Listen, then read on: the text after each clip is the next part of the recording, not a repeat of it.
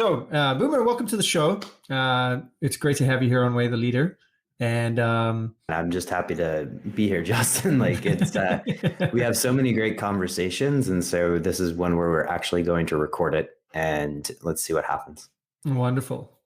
I'm excited. So, for people who are listening, give us a little bit of insight about yourself. So professionally speaking, who are you in one sentence? In one sentence, professionally speaking, I am curious, period. But let me kind of explore that a little bit more, because if somebody gives you that answer, either they don't have anything behind it, or there's probably too much behind it to explain in one sentence. And so in that case, I am probably the latter. And so if you were to say I am curious is the first sentence, the second sentence is I am an investor, in the sense that I help build businesses across predominantly the domain of health. I run businesses, I own businesses in that field. And so if you're going to put a label on me, you can either choose curious or an investor, but those two will work. Wonderful. Fantastic. The question is who is Boomer Anderson outside of that, personally? Well, how would you describe yourself in one sentence? I am curious. That's it. And I think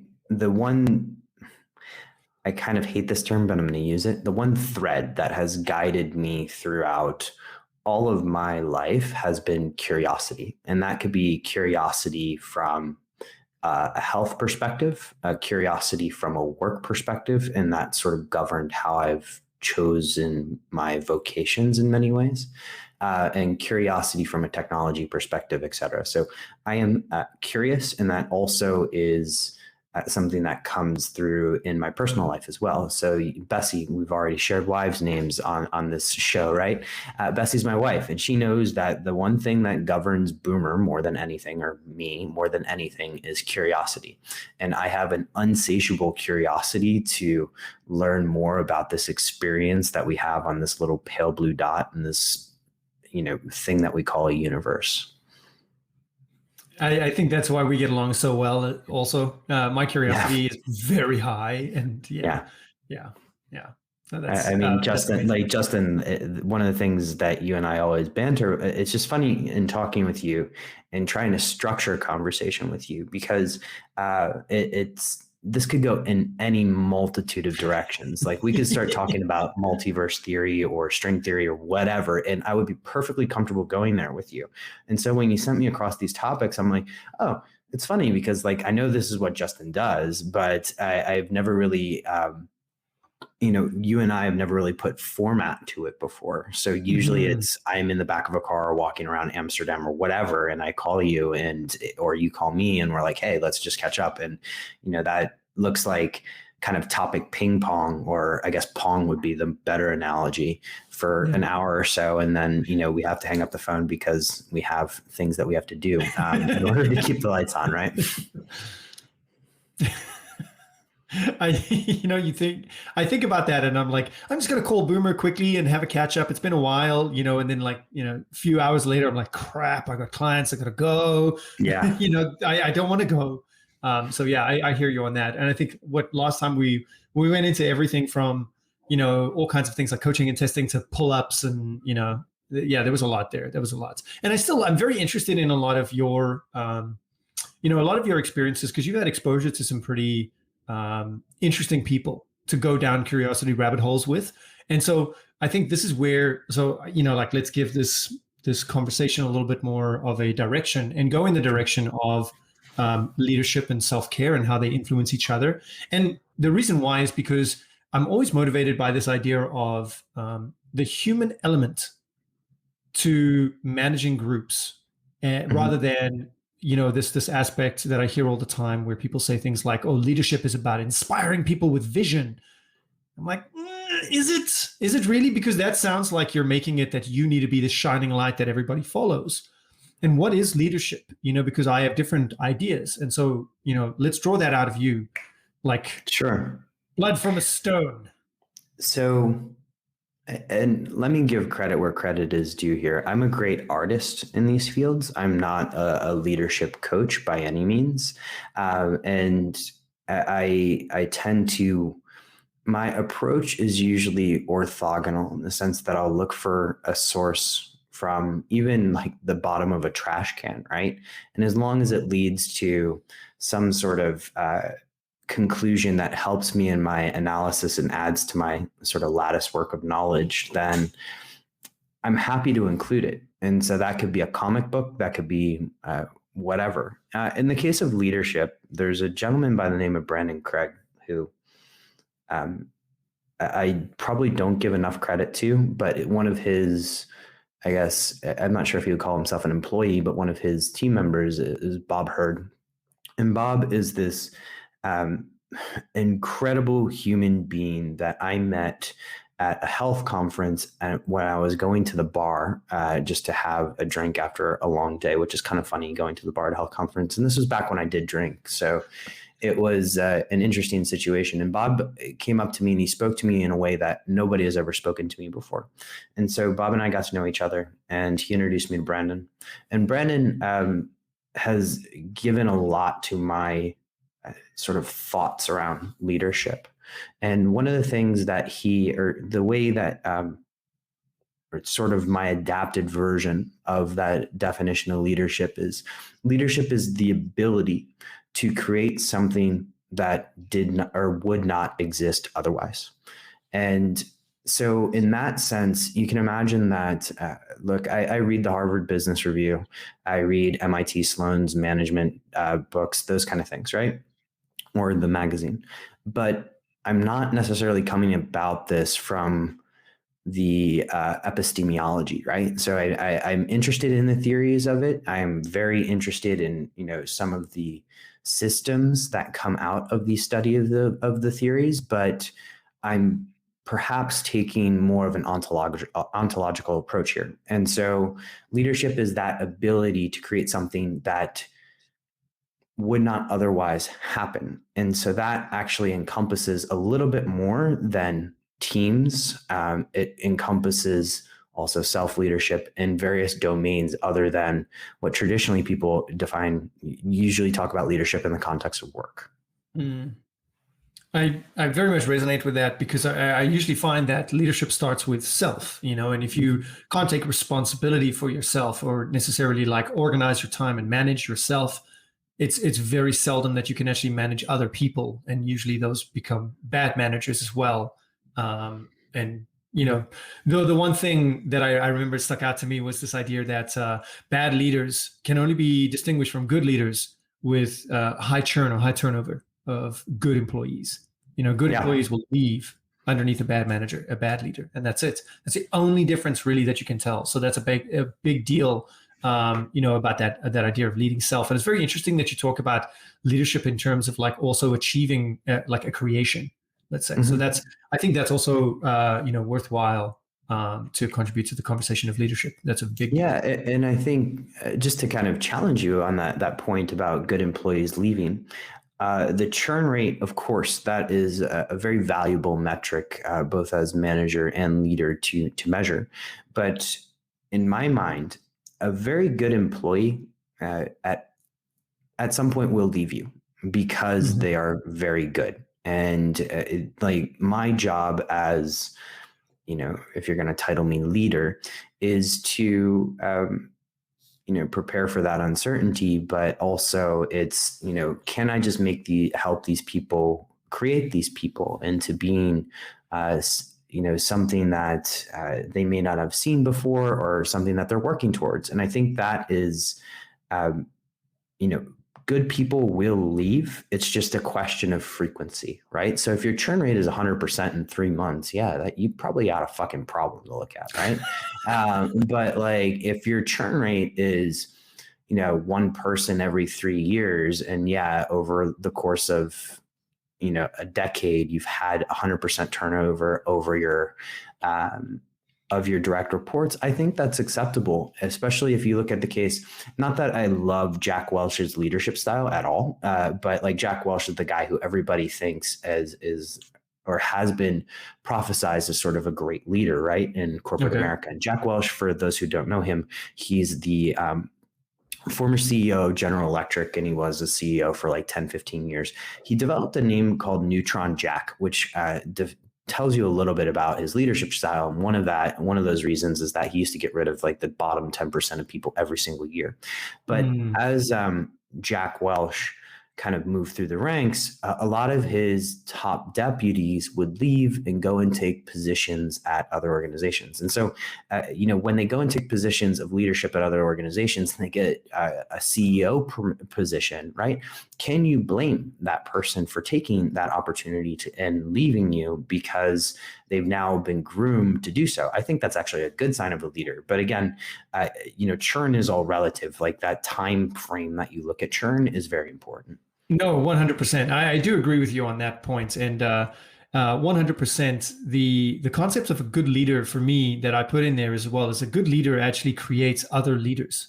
So you are going to have good people, good employees leaving. You can't just keep them for, infinity, but rather this idea of like, okay, it's time for you to go. And, that leader sees that person leaving as the right time, the right path, the right extension, whatever you want to frame it as. But it's clearly like this job has nothing more to offer you in terms of growth. It is better for you. And that's, I think, the human side or the human element of leadership is this idea of it doesn't benefit me for you to leave. It benefits you, and I want that. Exactly. Yeah. And I get into this conversation a lot with other leaders who are like, but it's a pain in my ass to fill that role. That person was doing their job great. Now they've left. Now I've got to train up another. Why should I continually train up another person? And reframing that around and saying like, because you're a leader and that's what leaders do essentially. Where do you find the pleasure, the growth in this aspect as well? And the pride in yourself. And so some people don't have that. Some leaders don't necessarily find that they want to do that. And that's okay. But they wouldn't necessarily stand out. So when you ask people like, who are the top 3 people who stand out in your mind as being the great leaders that you were under, great team managers, great CEOs, whatever, that you've been under, I guarantee 100% that they'll point to that quality. These people built me up to the point where I could leave. And they waved me away quite happily. They were like, yeah, sure, here's some references, resumes, whatever, here's some contacts that might be useful to you. They were interested in your success, and that's very much a human trait. So, yeah. Yeah, absolutely. I think like you say that right now, and I can think of 3 people off the top of my head that have using the definition of leadership that I gave earlier, which is leaders are those who created something that wouldn't have otherwise been there. They created something in me that would not have otherwise been there. And that started, the first person I thought of started when I was 19. Obviously there's my father who would have started much younger, but I'm going to exclude him because I think some people default to their parents because it's an easier answer. But there's this person who started when I was 19, who actually got me my job on Wall Street, and then my first boss on Wall Street, and then currently the person who serves as our chief science officer at Troscriptions, right? He's he's shifted my perspective on leadership more than almost everybody else. And so we can go through all 3 of those people and discuss the whys, but it just immediately there's a common thread there that they knew that I would not be around perpetually, but they still invested the time, saw to it that I got the best experience for Boomer, this avatar, going through whatever I was going through. And then we still keep in touch. Like we're still very good friends. And so there's an element of that common characteristic whereby it's a commitment. It's a non-reciprocal commitment to making you better, meaning that there's no expectation that I am going to then return the favor to them, even though I would, and I have in certain cases, like you can count the multiples of capital invested, right? But I think there's a commitment there in good leaders that they don't expect that to be returned. I think that's yeah. I mean, as you're saying that, of course, it's like sparking all my own experiences as well, where I've had the same thing, and that's good. This is the danger of you and I talking, man, is that it's just gonna like this could go any multitude of ways. So I'm gonna allow you to put some guardrails on this conversation, Okay. and we'll kind of go in whatever direction you want, and I will try and chime in when you think it's necessary. No. I absolutely want to hear, all of these things from you. So I mean, that's the point. But I can't help but chime in because it's just great conversation. Okay, well, let's go to the next one. I like to ask this question: what are the points of leadership that you were terrible at when you started? Because we're talking about this idea of being honest, looking at weaknesses that you've obviously had time to improve. And so, to your mind, what was one or two things that stood out for you that you really struggled with when you started taking on a role in charge of multiple people? Sure. Number one would be delegation. And with delegation, of course, comes communication. And number two is understanding that other people saw the world differently than I did. And actually, let me explore number one, because I think that's relatively quick and has, if you look at the underlying issue there, it was a fundamental issue of trust, right? And so when I first started building teams, which was probably in my mid 20s, I had this freak situation whereby I was sent from New York to Singapore to help fix a fixed income business at a bulge-bracket investment bank, and my job there was essentially to help companies and governments raise money within the region. So picture anywhere from India all the way to Indonesia was my territory. And that's really 13 countries.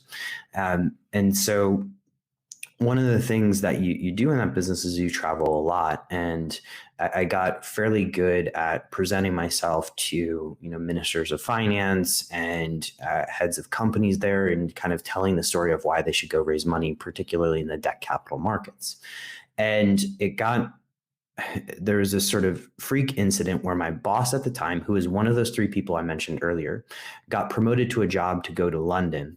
And they left me in Singapore by myself, really, with one junior, and said, here are 13 countries. We need you to go figure out how to make money here. And I'm 26 years old, right? And so I'm 26 years old. I'm barely out of college. The only thing I really cared about at that point was probably how to work hard, how to sleep less, how to look good naked, right? But I also cared about my career. And, I was now forced to the situation of like, how do you build a team?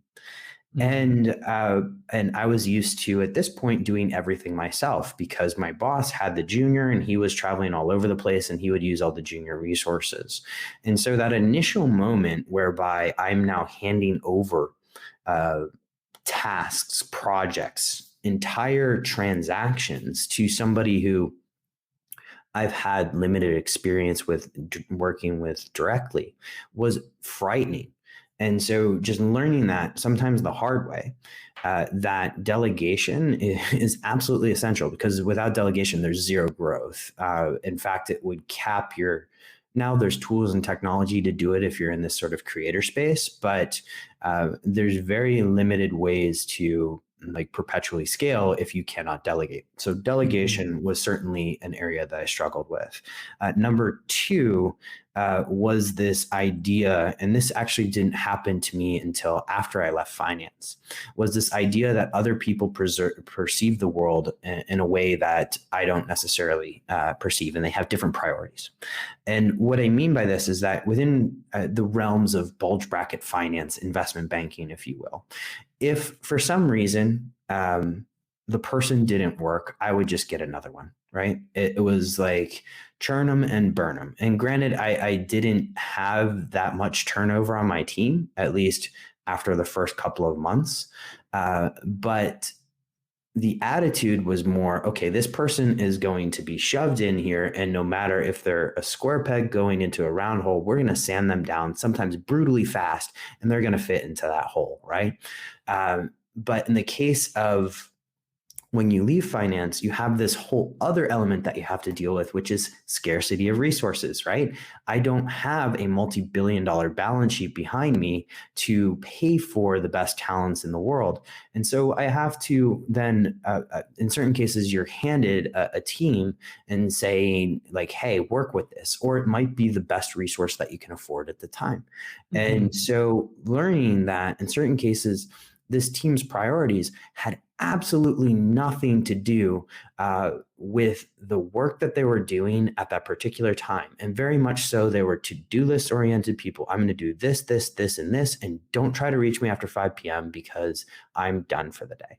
And so learning how to deal with, and not just deal with, but like how to, because deal with gives like a negative connotation about these people. There's certainly no negatives about that there's just learning how to acclimate and be adaptive to those particular situations has been one of the biggest struggles, and still to this day is something that I'm working on, right? Because you would think in certain instances that if somebody's given equity in a company that they're going to want to give everything to the company, but they might not actually be the founder of the company, right? And so, why would they do so? And so, it's something that I'm continually reminding myself of. And again, all of these, I think the danger in saying that I've arrived at an answer is that you actually shut off to the experience.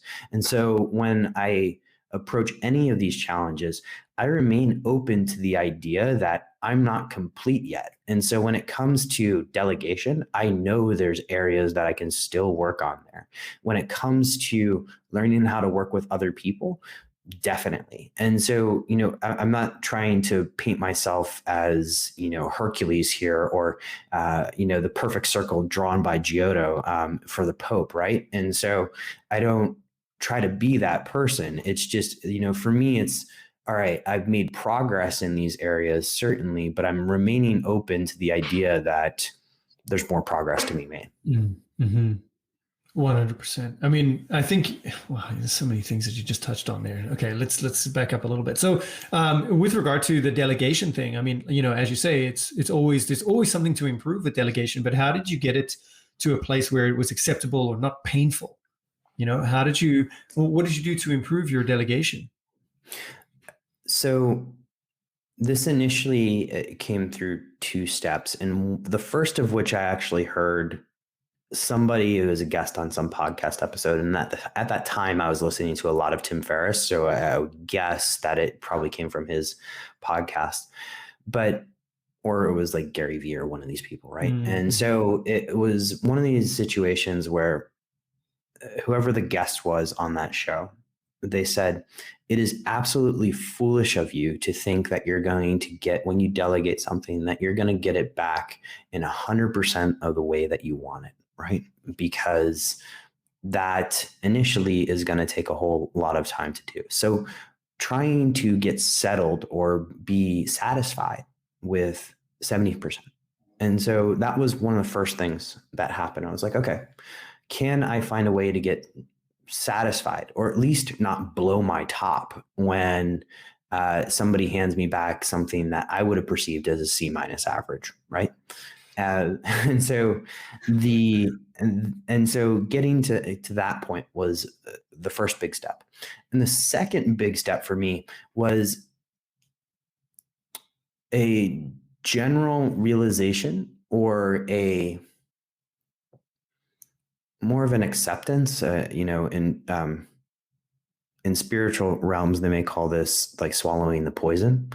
An acceptance that I needed to train and invest time in training that person, because they aren't me, which isn't necessarily a bad thing. And this actually leads to a third point, is that, so the swallowing of the poison and investing time in that training, and that training up front is quite a lot of time, right? We're training people right now where I spend on average with some of them an hour a day, right? And that's a lot of time for a person who works 8-12 hours a day. It's still, 1/8 of your day is quite a bit of time to invest in somebody. If you're doing multiple at once, it can get quite challenging. And so investing time in the person. And then the third point is recognizing that my perspective may not be the right one, and that's okay. And so what I actually have started developing and I've become much better at is asking the question, like, or trying to put people where their strengths are and saying, this person may know it better than me, and accepting the fact that I may not have the right answer. And that's okay. That goes back to obviously your second point where you were talking about, shaping or understanding that different people have different mindsets and shaping your mindset to that acceptance. And one of to touch on your other point, there's a model that lives in my brain rent free because I love it so much. It's situational leadership, with the idea of one of the gears that a leader needs to have is almost teaching. Yep. And that creates that clear communications, clear expectations, rather than just do this and then when it doesn't come back the expected way. The lack of communication really was the issue. The lack of that standard being communicated as well, or let's say the vision or the goal or whatever. Communication is usually a big deal, and I keep saying the big deal. Like it could point it out to me that I keep communicating. It's a big deal. It's a big deal. So now I'm very conscious of this fact. The concept that teaching this person, the investment of time into this person, means that you can actually go hands off and trust that person a lot more, a lot faster than you would in other cases. So I think that's what you said, really resonated with me. And then the second thing that you said was obviously this concept that coming back to what is acceptable, and this person may know it more than me. And it comes back to leadership again, where you constantly think about this idea of I am not a designer. This person is a designer. So let me give it to them to design. And I don't know what's better for design, but let's run with this.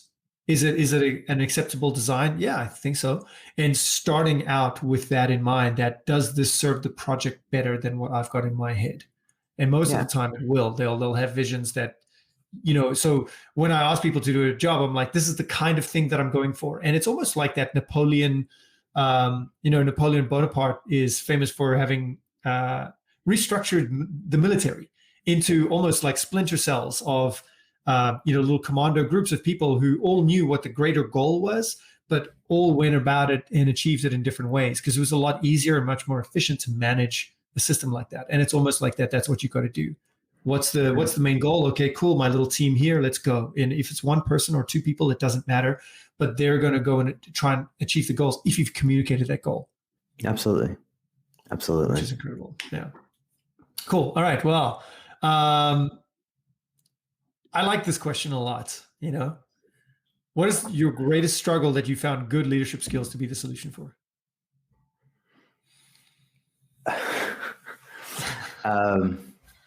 This is interesting. And so, there's so many things that come to mind that I'm almost like, okay, which vector do I go down here? And we'll see where we end up, Justin. So you caught me with one where I'm like, okay, well, greatest struggle that I found good leadership skills to be. Let's talk about the unknown, right? Because the unknown is an interesting, I'm just introducing it now. And so what do I mean by the unknown? When you're in a startup atmosphere, which is the atmosphere that I've worked in for the past 6.5 years now, there is an element of Donald Rumsfeld it's actually like an Eisenhower matrix, but Donald Rumsfeld made it famous because he made it sound so it made it sound so ridiculous in a press conference. But you have like known knowns, and then you have unknown unknowns, right? Oh yeah. And within a startup, you have of course, known knowns, right? Like I today have to do this post on Instagram because I am a creator and I need more traction on my business. That could be a known. That's like a routine. But within the elements of a business, there's likely a lot of things that you do not know. And in certain cases, you do not know what you do not know. And so when looking at how and so that could bring about a lot of frustration, right? And so when I initially came out about this from a startup point of view, I was looking at and saying, okay, I don't know this, so I have to read every single freaking book on this in order to build some sort of knowledge base, et cetera. And to a certain extent, that is true. When you're going out and hiring consultants, it's certainly helpful to have some sort of background in whatever they're doing, because otherwise you can be led astray. They can take you down a path that you don't really like. You can end up with them ruining your brand, for instance. And you may not have any sort of match whatsoever. And so doing some level of reading in that is certainly appropriate.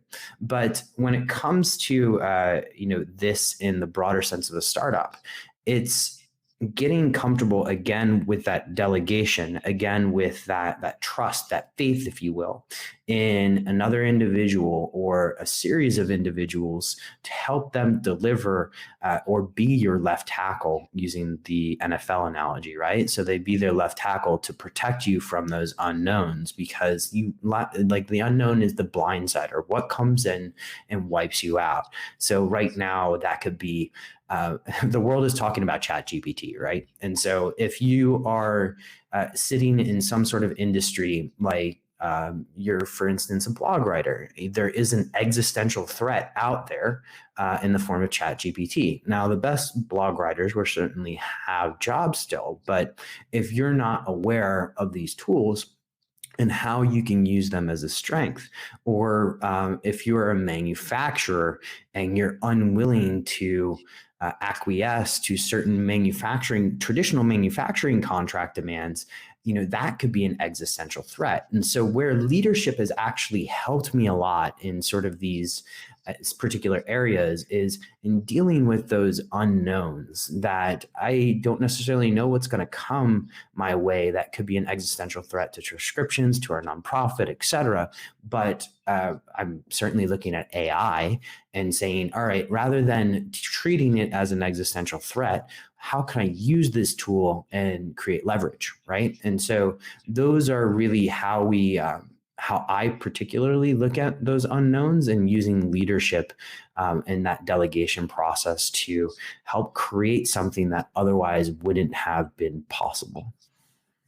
I think what you just said was it very much touched on the Kodak story and the downfall of Kodak. The fact that they almost got given this new ingredients of the digital camera and they refused it. It's the same as Blockbuster and Netflix. It's the same thing here with these existential taxis and Uber, right? Like there's a whole bunch of other things, right? Yeah, absolutely. And it comes back down to adaptation and a perspective of the leadership to be able to see things as new ingredients to cook with. Yeah. Like, oh, I've got these ingredients. What recipe can I make? Rather than, ignore the change or try to suppress the change as well. I mean, I remember you mentioned Tim Ferriss. I remember when Tim Ferriss did his first book that was through Amazon Publishing. And people shat on it, right? It was just like, wow, absolutely. People hated it. And was I think it was the 4-Hour Body too, right? Chef was a 4-Hour Chef. Or Chef, okay. Yeah. And it was hilarious because he was banned. It was like the most banned book in America from like all the traditional kind of like bookstores like Barnes & Noble or whatever. And it was incredible for me to kind of see that this old dinosaur of a publishing industry was refusing that. They were almost like refusing the future and trying to suppress it to a large degree. And now, of course, Amazon Publishing is one of the biggest publishing houses, and they have to move on with that. As a matter of fact, I would argue that Amazon bookstores functioned much better than traditional bookstores. Like, have you ever been in an Amazon bookstore? I have New York City, Park Avenue, right across from the Empire State Building, actually. Oh, wow. Yeah. So a big one, I guess. Yeah, bigger. Yeah. Because the one that I've been in, I mean, they're all closed down now, but it was beautiful. I was like, this is a great way. This is almost like augmented reality ahead of its time, because all of the data from tech was put up on display in a real world setting. And it was incredible for me, and I found so many books that I'm like, I want to buy this book and this book and this book. And, I mean, if you have time to go digging, go to a traditional bookstore. But let's come back to the main point. The main And point is, it's just interesting because all what we're touching on here is like fear-based leadership versus faith-based yes, leadership, right? And so, yes, and I don't know if the cool kids have come up with that phrase before, but fear-based leadership to me is like, okay, there's something out here that's going to threaten me. Let me try and squash it. Versus faith-based leadership is like, all right, there's ChatGPT out here. There's all this funky stuff, and I know blockchain's kind of going through its winter right now in certain chains in particular, but there's a technology there that is fundamentally useful to society. And so rather than me saying, Bitcoin is going to die, well, why don't I study it a little bit more and try and figure out, okay, if this was useful to our organization, or if this could be useful to our organization. So it's really operating out of that fear, or operating without that fear, and operating in that faith-based state. And faith is, the trust that there's some sort of power that will help guide you. And I'm not trying to get all woo here, but it's faith in your people. It's faith in your relationship, that there's something skills as well, in your skills, in your ability to find a good hobby, etc. Like, it's faith in all of that can help guide you through these times, which I mean, you take a look at the United States right now, and there's a certain subset of the population, lower middle class white individuals, who are particularly behaving out of fear, right? And so it's a fractal that takes place at all levels of society, and you can see it almost everywhere you look now: fear-based versus faith-based, and it's something that I pay a lot of attention to. Certainly, I like that way of saying it: the fear-based versus faith-based. There's a particular element of this as well, like you said, not to get woo-woo or something like that, but within core energy coaching, which is my training, they talk about different energy levels, which is a woo-woo way to say focused attention. So, level 1 is that you're focused on being a victim. You're focused on like, oh, woe is me. What am I going to do about this? Oh, no one's going to. And then no one's going to help me. Everybody should help me. I need help. Blah blah blah blah. Yeah, I'm the butt of the joke of the universe's joke. Level 2, level 3, we go up to level 7. And one of my favorite questions is really the level 5 question, which is, what is the opportunity here? Right? What is the opportunity here? And level 6's question is really, how do I collaborate? Who can I collaborate with in this opportunity as well? So how can we grow from this particular thing too? I do think that there is this concept of making plans, but not necessarily executing. Like early adaptation to, for example, cryptocurrency and Bitcoin. It's the idea of like it's the new frontier, which also means that it's wild, which also means that it's untamed, it's unregulated, it's all and protecting yourself. Like you're saying, there's a lot of risk mitigation that needs to go into thinking about that type of stuff and that directionality, which is important. But one of the greatest things that I'm working on a video at the moment that talks about this, where you're defined by your top, let's say your top tragedies that occur to you. Your most traumatic events to you will have shown you more of who you are, or given you instincts, or set in motion a certain pathway that has defined you much more than anything you could have chosen for yourself, really. And that's not to negate your natural instincts or your natural things that you're attracted to, that you enjoy, your pleasures, your traits, talents, knowledge, whatever. But to say that the traumatic events tend to define us a lot more. Oh, yeah, absolutely. I think there's, and as you're saying that, I'm like, oh shit, is he going to ask me this question? Because I'm like, all right, traumatic events. I haven't had that traumatic. Yeah, I could probably dig up a couple, and then like the floodgates start opening, right? And so it's, you're certainly right, and I can think of at least 3 of them right now where it's kind of led to, and this is something I've worked on a lot in the past 6 years, is sort of I wouldn't say necessarily fear-based actions, but more of a, okay, I'm just going to prove them wrong actions. And so there's certainly elements of that, but I'm not sure you want to get into being my psychotherapist today, Justin. So we can certainly go there if you want. I'm an open book, but that's okay. Well, I think it, particularly my knowledge of you, I think I do want to raise one point, which is I know that you had a health scare. Yep. And I wanted to ask you about that, about how have you now prioritized self-care because of that traumatic event? How has that traumatic event with regard to your health then led you and impacted your self-care, which then, and like, what is the, cascade effect onto your leadership or onto your professional life? Okay. So, hindsight's always 2020 in these things, right? But since I've already disclosed this in a TED Talk, I've already disclosed this in pretty much every way possible. Let's first give some people the insight of that health scare, right? So just to give you some background on me, I had this interesting dichotomy growing up where my mother was a yoga teacher. My dad was in operations and finance. And operations and finance is all of that shit that nobody wants to do and never wants to touch. But he ran that. And so I had this kind of strict disciplinarian, incredibly meticulous person. And I also had my mother, who was an early adopter of meditation when it came to the United States. Like, she was reading books by the Dalai Lama before it was cool to do so, right? And so from a very young age, I had this idea drilled into my head that health can lead to higher levels of performance. And so I saw this come through in calculus tests in college, where I was so stressed out, and then I'd do 3 breaths and like, boom, dV over dt actually made sense to me. But in other ways, I was connecting the dots in that health, there was a certain return on health that, because I worked in finance, I could actually calculate it in the sense that this is how much money I would spend on health in a year, and this is how much my bonus would grow. And what I defined health as at that point was actually part of the overall issue. So I alluded to this earlier, that health to me at that time was how to work more, sleep less, and look good naked. Now, Justin, I know a lot about you, and you can see at least two issues there, if not all 3, in terms of how I was defining health, right? And so in the run-ups to my 30th birthday,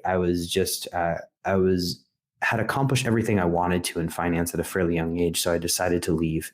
And because I had this really cool insurance package before leaving, I decided to get everything tested, which included a cardiac CT scan for calcium. And I found out that I had atherosclerosis in an area of your heart, which is profoundly nicknamed the Widowmaker. And so this was, when you start talking about tragedies and stuff, that was the first one that actually came to mind. There are probably 2 previously that shaped me more, but were sort of less existential in terms of threats, right? And so when somebody tells you you have atherosclerosis, which is just a narrowing of your arteries, it kind of throws you for a loop, because cardiovascular disease is the single number 1 preventable cause of death worldwide, right?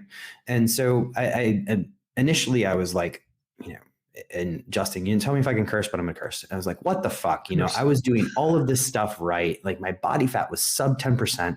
I was this elite level CrossFit athlete. Like, I was doing everything right. I was following, diets. I was following every diet there was, frankly, sometimes with no sort of rhyme or reason to it. And, I was in, the quantified self groups, and I was, trying to figure out, again, that analysis of work hard, sleep less, look good naked, right? And so when that happened, I was like, well, shit, got that wrong. And, the first thing, and I have nothing against cardiologists. In fact, I know a lot of very, very good ones. It's just the one that I particularly went to had this viewpoint that I had I needed a statin, but my cholesterol wasn't bad. And so I took the statin, and it led to chest pains or angina. And so I stopped taking the statin, and that went away. And I began to look into a lot of this data that I was accumulating over the years. I was going for that physical every year. Okay, what did I know about that?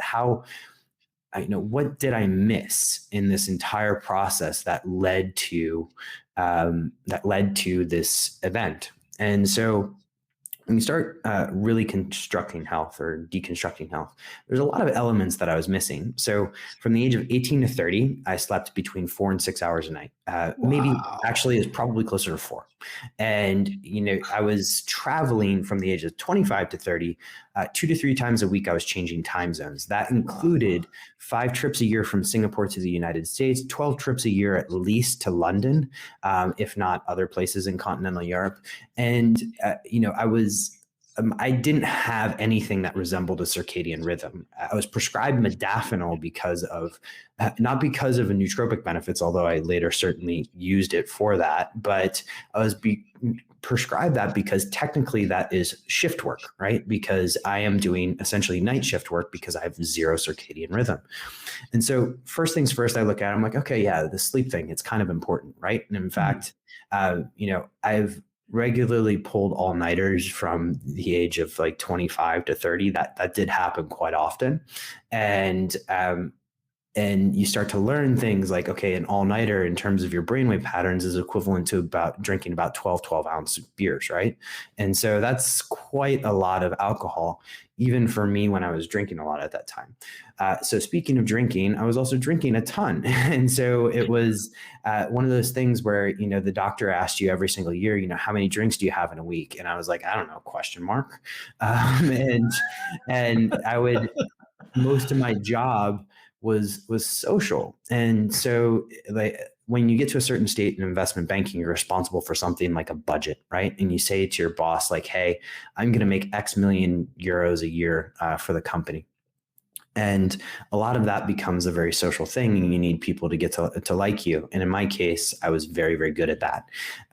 And that required me to, in that time, I was drinking quite a bit. So it was like Negronis, red wine. I knew my way around a wine list better than most people that were double my age. And it was quite an interesting time and, like area to be in. But again, like this thing called, I actually had a t-shirt, by the way, that said, the liver is evil and must be punished. And it's funny because now you come to realize like, oh yeah, that liver thing is actually quite important. But as I'm dissecting all of this, and since then I've given up drinking, there's far better molecules out there than ethanol. And then, I've looked at my sleep. My sleep is now averaging about 7 hours a night. And nice. The one thing that took me the longest to have my little come to Jesus moment with was stress. And so why did stress actually become that issue? Because of another tragedy that happened when I was earlier in my life. Like earlier in my life, I lost my brother in a competition barbecue. He was 3 years old. I was 6. And it like tormented me for basically most of my life. Right. And since then, I always had to be the best. And I had this attitude that I would never let anybody see me sweat. Right. I would never let anybody know that I was going through any sort of issues. And that, of course, leads to a lot of internal stress and all of this stuff. And so stress is really something that took me forever to come to the realization that, oh yeah, I should acknowledge that this thing exists, and that there's probably a better way of working with it than I do. And so over the course of this, you kind of start to develop frameworks, and you get to, I came from a background of data. I love data. I really like I get orgasms over large spreadsheets, right? And so, the first vector that I come in through is genetics, and I kind of work my way down the omic structures into something called metabolomics. And, metabolomics is this beautiful framework by which you're able to analyze your cells where they are now and where they have been. And it also allowed me to give a framework by which all of this shit I was doing to myself, why was I doing it? Why was I taking all of these supplements? Because before that, I was buying, high doses of selenium because Tim Ferriss told me to do so, or I was doing a ketogenic diet because, Dave Asprey said like, hey, bulletproof coffee is great. In fact, 1 cup of bulletproof coffee is good. Why don't I just drink an entire liter of it? Right. So that was my attitude. It was like the quintessential American approach to health. It's like, if one is good, 10 must be better. Right. You're right. Yeah. And so I ended up developing this framework with the help. Also, I have to give credit here to Dr. Ted, because a lot of it is me usurping his knowledge. And so it was, I developed this framework by which, I have a series of routines that put me into a particular state. I have a series of routines that also help me wind down, allow me to sleep at night. I have a series of routines for learning. I've structured my day in a certain way to make sure that, to the extent that I can, the risk mitigation is there. So before, it was like performance at all costs, right? But I saw what happens when you take that attitude. And so now it's like, okay, how do we do risk-adjusted returns on performance? And that involves a lot of these routines, which we can certainly get into here. But that cascade has completely shifted my life, right? And so I don't drink anymore. I certainly put an emphasis on health. In fact, health is probably my core priority, because without health, I will not be the same to my wife. I will not be the same to our team. I will not be the same to anybody I interact with in the world. And so health is my core priority. And it's a night and day shift, Justin. So like, I can pause there and we can go down any particular direction that you want, but that cascade was more like a fucking tsunami. And that tsunami kind of wiped out what boomer was before, or this thing they call boomer. And now there's something left over that is, I would say, a lot happier, a lot more present, maybe, still at times, still working just as hard, but probably a lot more effective. I think that this is the takeaway that most people get from this idea as well, is that, by branching out and coming back, we actually are more effective.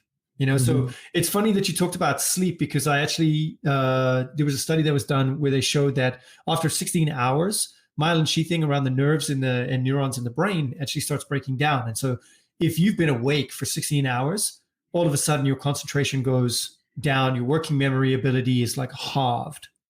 Your ability to actually pay attention to something. So when people talk about all-nighters or studying all night, I'm like, you're literally wasting time. That's all that you're doing, is wasting time. And so coming back to this concept of, looking after yourself and coming back again allows you to then do the same amount of work, but in a much compressed time frame, or a higher quality of work in the same time frame even. So, again, like you were saying, there's very much, I think it is a Western mindset of, I'm a hero if I do X, Y, and Z as well, and I love what you were saying about, Tim Ferriss, Dave Asprey, the recommendations that's popular in the media. It's hilarious for me, because I always come back to this idea of, what are people measuring? What exactly are you measuring to say, I need this? And it's tough when you come into like metabolomics and everything, the measurement stuff, if we just talk about gut health as well, the measurements are very expensive tests that need to be interpreted by someone who knows what the hell they're doing. And not everybody can find that type of stuff. So exactly. But there are, to a certain extent, there are basic principles, right? Like sleep between 7 and 8 hours a night, eat real food. And what I mean by that is, meat, fish, fruits, vegetables, some nuts, some oils, and by oils, I mean probably avocado and olive oil, some butter, etc. If you're going to cheat, like try and do, like in general, if you're following an 80-20 approach to this, you're probably going to be okay. In certain instances that may not work, autoimmune conditions, working out, trying, one of my, I don't know if because Justin, I believe you grew up in South Africa, right? And so, yes, I don't know how they teach in South Africa, but we used to have this class called health, and we only had it in like freshman year and junior year in high school. And I don't really understand why. But my health teacher, because this might actually be the most important class that you take. And my health teacher in 11th grade said, if you find a way to sweat every day, you're probably going to be okay. I think that is a very simple. People like simplicity, right? And so, if you want a simple sentence to keep in the back of your head, that's probably a good one. Of course, there's once you start getting into the realms and domains of performance, there's different approaches to this that can work a little bit better. But that's what we're trying to do here is describe something for the 80% of the world, and there are just basic principles there. And what I do like about measurement, and measurement can be as simple as keeping a spreadsheet, which I certainly did for over a decade, right? Just keeping a spreadsheet and trying to make kind of correlations between behaviors and outcomes, right? And so that can be a very simple way to get started. But if you don't have a measurement tool, or let me put it this way, measurement will accelerate the slope in terms of how fast you're able to adapt a habit, right? What I find funny about, and don't get me wrong, a lot of these influencer types are my friends, right? And I know them, and understanding their motivations, I understand why they talk about certain products and they kind of switch products all the time. Look, that's their business, and I get that.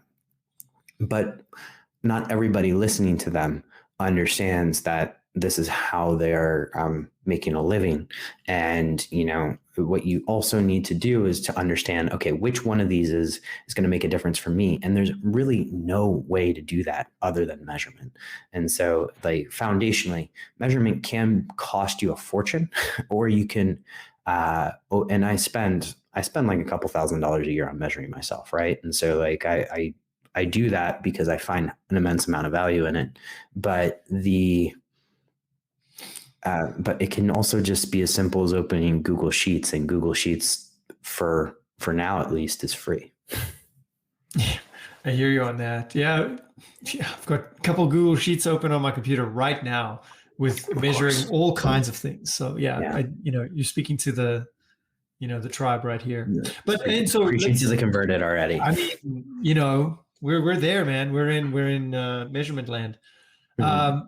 So how do you find that this affects parts of your leadership as well? I mean, do you taking it back to the health angle, like how much do you promote, I don't know, health within your team, or is this a conversation that you have with them, or you leave it to them, or no, I think, well, internally. So let me give you a little bit of perspective here. For those of you who don't know me, let's kind of go into what I'm involved in. A handful of businesses, but let's talk about the ones that take 80 to 90% of my time. So we have a nonprofit called Health Optimization Medicine and Practice. And there, what we teach doctors and practitioners how to do is how to optimize for health rather than treat disease. It's an online learning management framework. And there, what we are teaching people predominantly is nutrient and hormone balancing. Because nutrient and hormone balancing takes about 3 to 6 months, in the best and most diligent of people, we created a product line called Troscriptions. And so if you think about that's the lay of the land by which I operate in most of the time. And so it would be absolutely hypocritical of me to not expect or to promote that in our team, right? And so when we start talking about areas like sleep, areas like taking care of yourself, this is usually how we open up most of our conversations as a team is, how are you doing? How are you, Justin, doing today? And I don't necessarily mean like, what's your throughput or what's your output today in terms of how many boxes did you check off your to-do list? What I'm asking there is, are you sleeping okay? I don't necessarily ask this of everybody on the team, but like, are you pooping well? Are you getting enough sun? Are you drinking enough water? All of these kind of fundamental basics are core to ensuring that, this person on the other Zoom, because we're a distributed team, is okay. I want to know all about you. Are you okay? Is your environment okay? Are your relationships okay? So it's incredibly important. And in many ways, it's actually this whole focus on health as the core, if you will, has actually made me much more human centric in a way. And what I mean by that is I can be very utilitarian, and in the sense that, like, if the person is, maybe I'll explain this in the context of leadership, right? So when I start working with somebody, there's like this wide playing field. And we talked about guardrails in the context of this conversation, right? Like the guardrails, when I start working with somebody, particularly if they start working with our team, the guardrails are usually pretty wide, because that goes back to what I said earlier about I don't know what I don't know. And usually we're engaging somebody because we want to hire good people to tell us what to do. That's an old Steve Jobs saying, right? And so like we want to hire good people to tell us what to do. And we really, as that person may or may not, if that person is unable to deliver, those guardrails start to shrink. And eventually it kind of, if I have to micromanage somebody now, it becomes more of a, usually when I get to the stage of having to micromanage somebody, it usually means they have to, like, it's just not the right fit. Right. And it could be that and usually it's the case that it's just not a match with the team. Right. And it's nothing to do. I mean, it does have something to do with them, of course, but it may just be culturally not the right fit. So it's made me much more human centric in that I'm driven to understand what is behind the individual that is causing the outcomes that you see. And so, whether it's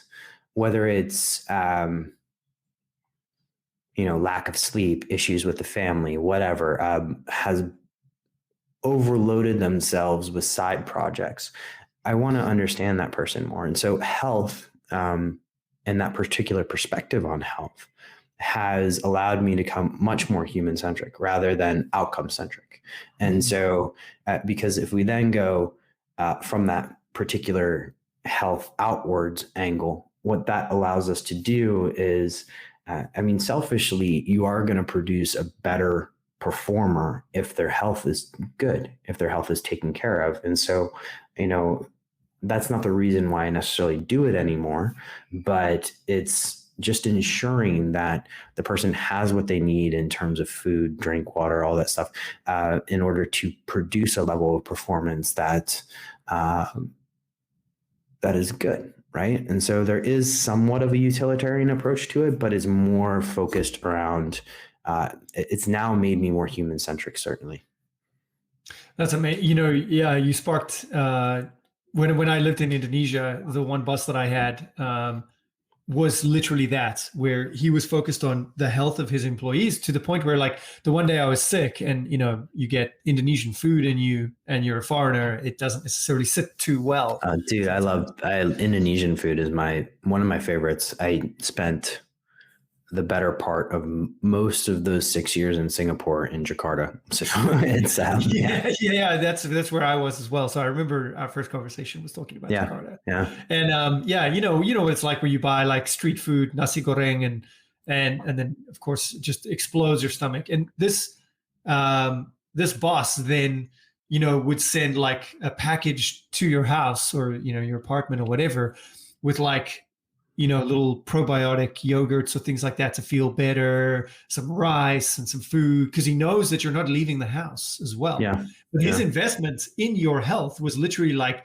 cool, get back to work when you're feeling better, and so let's get you feeling better as fast as possible as well. Of course. And like you could look at it from the side of like, oh, this person's trying to manipulate me, versus the other side of like, this person actually cares about my health. Yeah, which is legitimate. And so he was fantastic, and he was such a great guy. And I think that human side of it, of understanding your people, your team, creates you to be a better leader as well.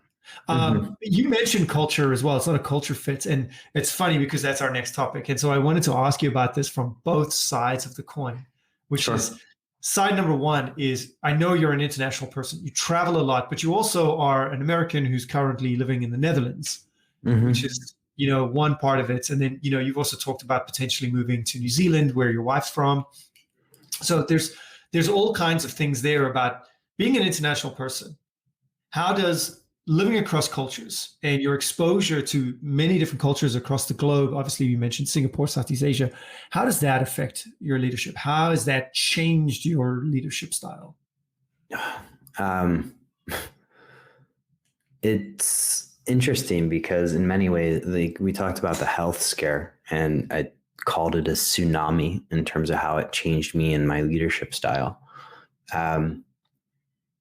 The other aspect of this equation is probably the living abroad thing, right? And so just to give, again, the history here. So in college, by accident, I ended up, and college is synonymous with the term university, which if you are outside the United States, people use the term university. But if you're inside the United States, it's college, right? And so in university, I had the opportunity by accident to study in Singapore. During that time, I went to 9 different countries, one of which was had like a profound impact on just sort of how I view the world, and was walking through Cambodia. I was in Siem Reap when they had, at that time, I believe, and I haven't actually confirmed whether or not this is true. So if there's somebody on Reddit who can verify this, don't hate on me for saying this if I'm wrong. But at that time, I believe they just got their first stoplight, right? And I remember walking through Siem Reap and going through the various temples, and you have Angkor Wat, Tenalots in Bali. And you're going through these various temples and you're like, oh, wow. And you get greeted by these villages of just young kids that just are so, so happy. And you're just sort of like, how are they happy? They're so poor. All of this question, like in my mind, I'm like stressing out about how to get straight A's, or in that time, just pass my class, or like how to get a job in investment banking was my main sort of primary inquiry. And meanwhile, this little girl who's probably all of 5 years old makes $1 a month, maybe at that time, is coming up to you and just has this huge smile on their face, right? And so, seeing that, and then the actual country of Cambodia, where, because of the Khmer Rouge and Pol Pot and the history there's an entire generation of people that is just missing. Right. And so you have a gap between, at that time, you had a gap between the ages of like 30 and 70. There was just almost no one available. And then coming upon one of the killing fields and outside of Siem Reap, and, I didn't appreciate like the magnitude of it at the time, because, the Khmer Rouge killed, I don't know how many people, right? But it was certainly a lot. But you go to one of these killing fields and you see just all of this buildup of skulls, etc., and they're still there, and they show them to tourists because you don't want to repeat history, right? And that kind of opens your mind to people living different lives than you, and so it allows you to kind of shift your perspective a little bit. I've also, in that whole experience, after graduating university, I moved to Singapore, and since living in Singapore, I've been to well over 65 countries, and have had experience in doing business in places like Japan, in places like Thailand, in places like India, somewhat in China, and of course across Europe too. And so what it's made, what like the multiplier effect that it's brought to leadership for me is this element of culture and cultural perspective, right? We employ people in the Philippines. I employ people in North Macedonia. I employ people in, various other jurisdictions, Ukraine, for instance. And all of those people have different ways of working, different ways of living. And because I've now lived abroad most of my adult life, I've been abroad since I was 25, I'm now 37. And so I've been abroad for 12 years. I've only actually lived 3 years of my professional life in the United States, right?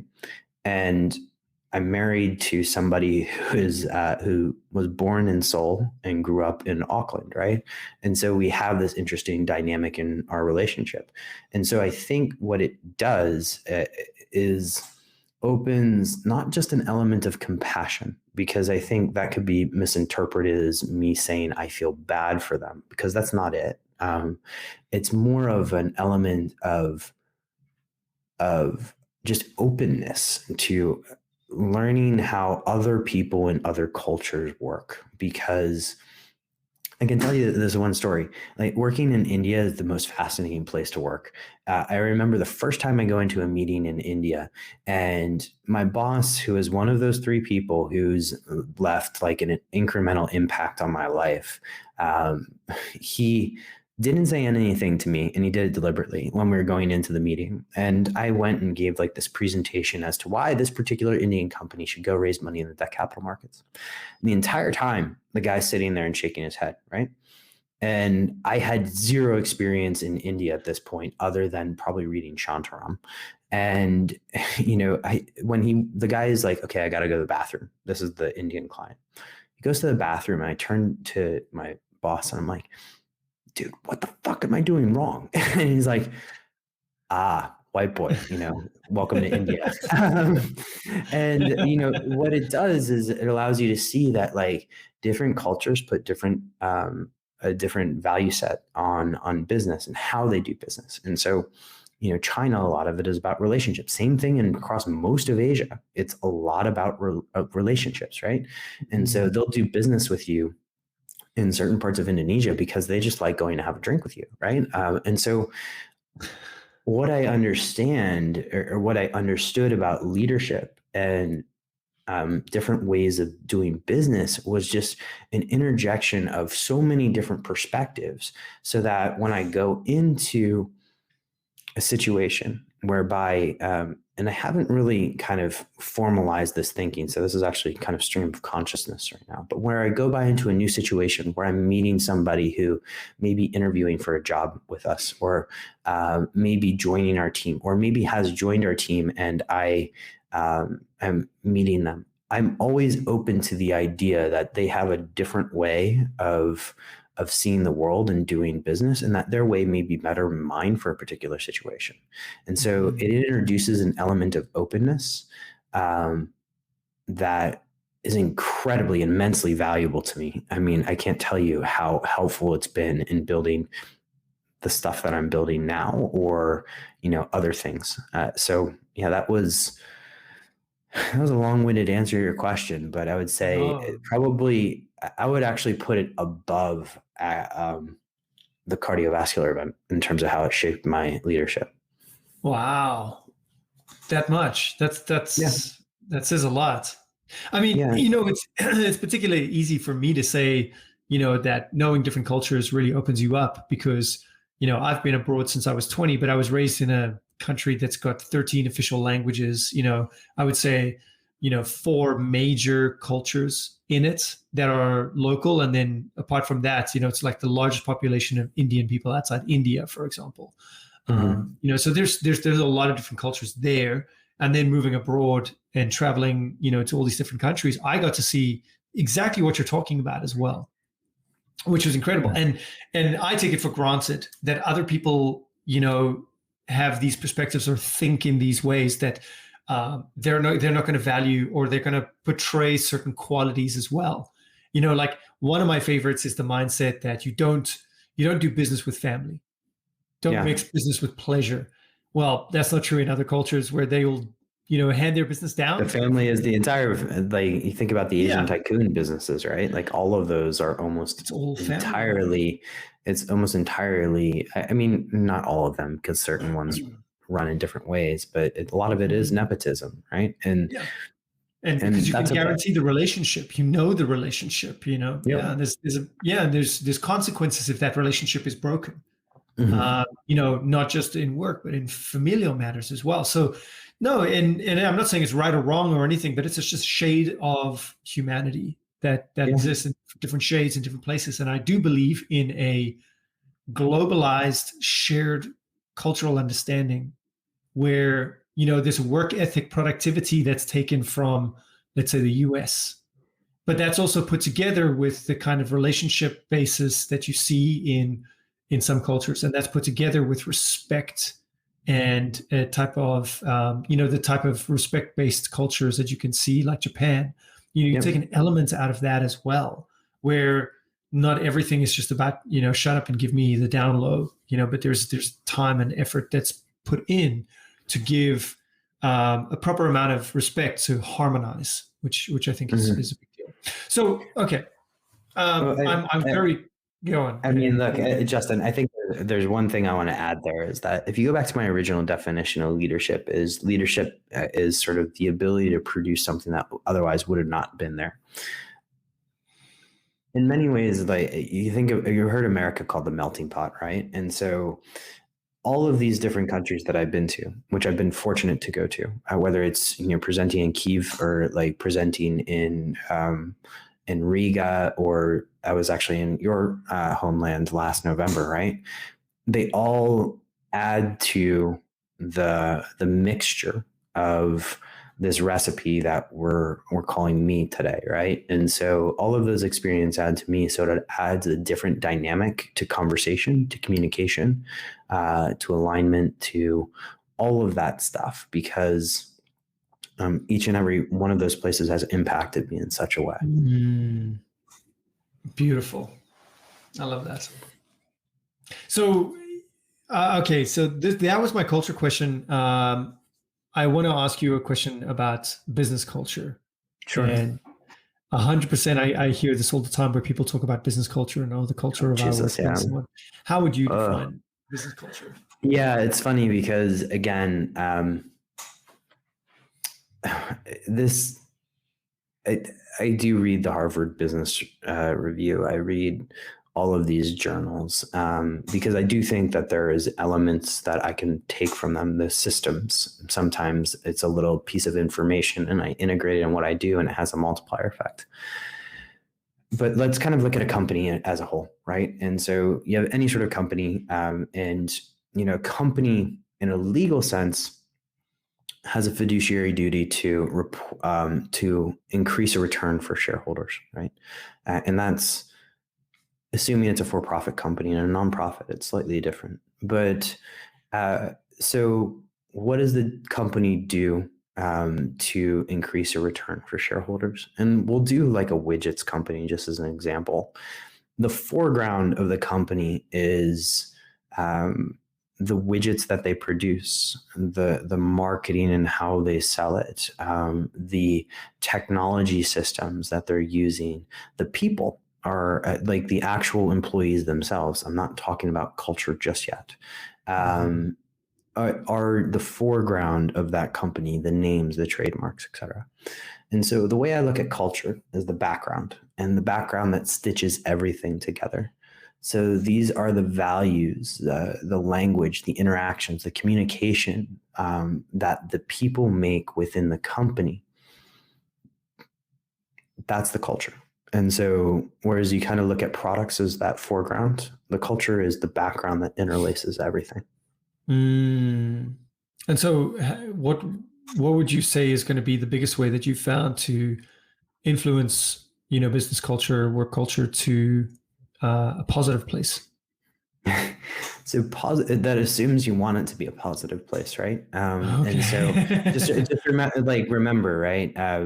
I don't want to take anything for granted, because there are certain places where, and I'm just making an assumption that the whole purpose is to make XYZ owner wealthy, and then people come in and they just do their job and they leave. And that might be the case. And that might be the culture for that company, right? In many ways, the banks in the late 90s, early 2000s, and I can speak to that because I worked in one, in mid 2000s even, it was a culture of performance, and it wasn't necessarily a positive one, right? Like everything was towards this element of ROI, right? And so ROI is return on investment. And so how do we increase return on investment? We need to go get more revenue, more sales. And how do we do that? Well, in certain cases, the answer was ? You go do it. And so that produces a certain level of culture, right? And so in terms of influence on culture, what we've spent a lot of time on, particularly in Troscriptions, is culture, and kind of narrowing it down to terms of like how we want people to feel. And so the simplest way that we described it was fun pharma, right? And fun pharma for us, so we're not a pharmaceutical company, but what we have are similar principles in terms of product quality, in terms of rigor, in terms of accuracy, precision dose, physician formulated, pharmaceutical grade. Like that's all there.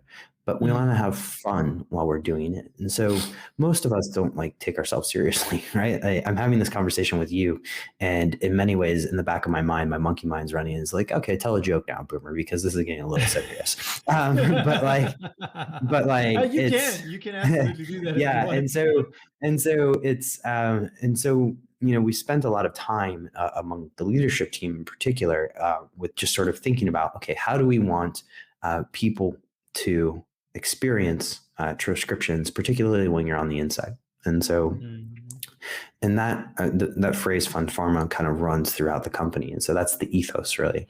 And we ensure that people are having a good time. They're being rewarded for their work. They're having a good time. They're being intellectually stimulated and challenged, and we do that through conversations and how you present yourself. It goes back to leadership, creating something that otherwise would not have been possible. How I present myself to you today also impacts how you may present yourself to the world, how somebody listening to this who may or may not work with me may come and approach our company and understand them. And so that element of communication really helps the culture and the activities that we do together, in just sort of how we make sure to sprinkle in always. I mean, we have fun in everything that we do, and we make sure that the tasks, like I remember when Ted, who really started the company and then brought me in, he at one point, and this was mid last year, and I think you and I had a conversation actually right before this, he asked me a question and is like, are we having fun? And I'm like, Ted, no. And, that was when, some shifts actually were made, right? And so it's checking in on those values, those core values, if you will. And so health is a core value to the company. Fun is certainly one of them too. And so, and innovation as well. And so are we able to check those core values? It allows us to ensure that ethos gets passed through the organization. That's, when I have this conversation with most people, when we talk about defining work culture, it usually comes down to the values that the company has, but in particular, the values that the company communicates through behavior, intentions, etc., not through words. And that's I think that's the important distinction to have there, is that, a company can have a list of values up on a wall and it means nothing, because what they actually communicate is the opposite thing. Like one of the clients that I worked with, he was like, oh, we're a company where I like everybody to have, it's a democracy. We have our input. I'm like, and under stress. And he's like, oh, I take absolute control. And I'm like, so what you're communicating is it's okay in these times, but not in these times. I'm the boss.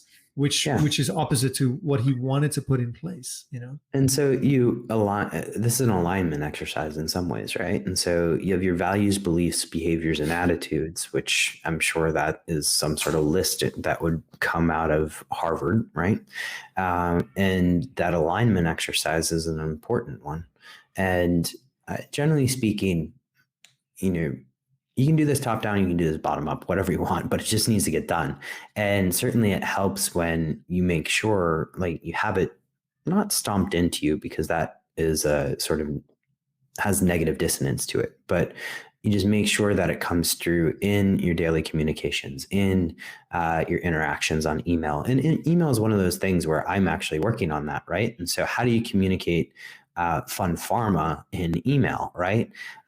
Because, sometimes I just want to fire an email off and be like, okay, can you handle this? Thank you. And, you have to put yourself in the other person's shoes. How would that land? What is their perspective? Can I add an emoji? And I'm not an emojis person, but I can certainly do it because it helps align the brand, the culture, if you will. It's hilarious that you say that, because I'm literally messaging people, and I think how are people going to perceive it if I message and I've got an emoji in there? But the thing is that that's part of a personality of like, look, business doesn't have to be boring or anything like that. It's very interesting, and the serious nature of things usually kills people more than anything else. So like, how do we play a little bit more? But it could also then put you in the wrong footing if you haven't established that kind of culture first, So yeah, I totally see that. Yeah. All right. Well, I don't want to take up too much of your time. We're coming up on time now, but it's been amazing to have you on. The conversation's been fantastic. So thank you very much. Before you leave, I always ask guests to go through lists of the top skills that they think leaders should have and how to do this. Now, this is for subscribers only at the moment. So, if you're enjoying this conversation between Boomer and I, please subscribe to the Substack. If not, if you do, you'll get the top skills that Boomer recommends. If not, thank you very much for listening anyway. But this is where we part ways. Goodbye. Have a nice day, and and we'll see you in the next episode. Thank you, everyone. Yeah. This was going to be cut out. I bring you bloopers, the doom music, and how anger shows up in the workday. Just very quickly, your sound is breaking up. Is there anything on your end that's coming up? Oh, hey, you're back. Why are you back? Here? Can you hear me? Yes, perfectly. What the fuck is going on? Oh, okay. I don't know. Okay, dude. I'm in your perfectly capable and lovely hands. This is what happened. Okay. This is literally what happened. Doom did a rebrand and made Doom Eternal or whatever like about 4 years ago. And it was a killer thing. And Mick Gordon, an Australian heavy metal artist, made the soundtrack for that, which was fucking amazing. He won an award for the soundtrack.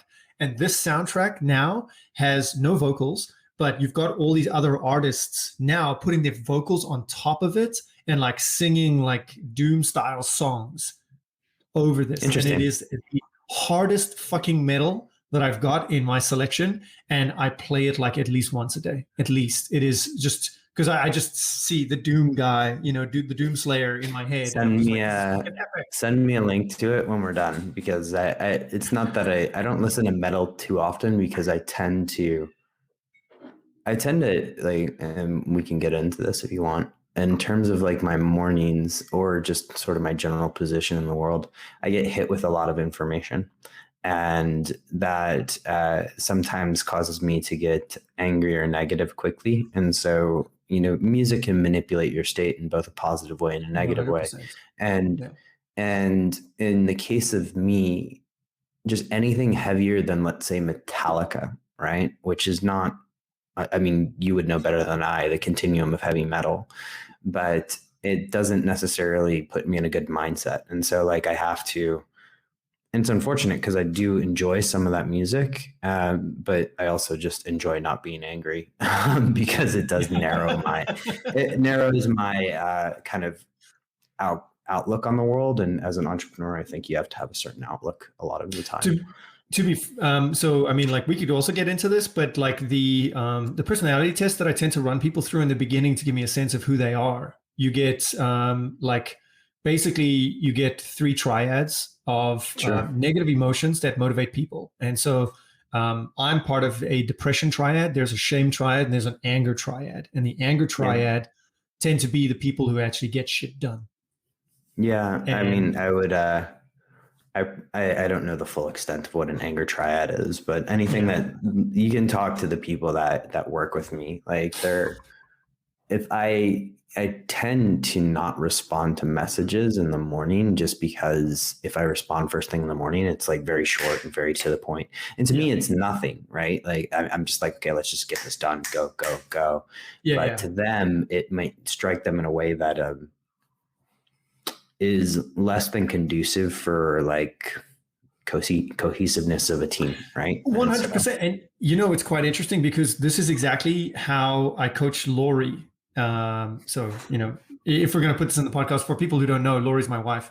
Yeah. And she's a type 1, and type 1s are very much like, let's put aside emotion and let's get this job done. Yeah, let's get it done right now. And so boom, boom, boom, boom, boom. And unfortunately, the resulting effect is that it could come off that you don't care about the team or that you're unfeeling or things like that. And so, leaders that are high in their type ones tend to be very direct, put aside feelings because there's a task that needs to be done. But that's what I'm saying, is that there's an anger aspect to that as well, where if jobs aren't done well, anger comes out because you're like, what the hell are you doing? Are you kidding me? Exactly. And part of this is, one of the elements of leadership that I think is important is commitment, right? And so commitment to me looks a lot like doing what it takes to get the job done. And I think a lot of my learning since leaving my previous industry has been in how other people perceive work, right? Because to other people, work is just a paycheck, or work is a means to an end, right? And for me, I used to have this funny saying that I would walk around the bank with, saying like, work is my life and that is my balance. And to many people who hear that, they're like, okay, that's just weird. But I also don't practice work-life balance. It's more work-life integration, right? And so that in itself makes me different from most people. And, one of the biggest learnings has been that like not everybody wants to behave like an owner. Not everybody wants to put in the 60 hours or plus a week in order to get something done. And so it's just learning to communicate, use language across. And I know you work a lot with the Enneagrams, right? I'm not as familiar with those, but I think I've taken the test once, actually, and you were probably the person that told me to take the test. And it was, and I just know that there's a lot of differences in this world, and that's not necessarily a bad thing. People all have their own place. Like not everybody can try to be Elon Musk, Steve Jobs, or even the CEO of the company, right? It's just there is room for everybody, but it's just learning how to be able to communicate and use language across those different personality types, which has been a pretty interesting experience. 100%. Yeah, that's a mic drop right there. The idea of communicating in the style of your intended audience, and under times of pressure, having educated them to understand your communication style when you don't have time to think about, your words or whatever, so that they know where it's coming from. So that's a big deal. So that's amazing. And this is exactly what this podcast is about. It's about getting to like how to think about these aspects of leadership so that it's not just this one flavor fits all. So I'm gonna rewind a little bit, and I'm gonna ask you. Rewind away.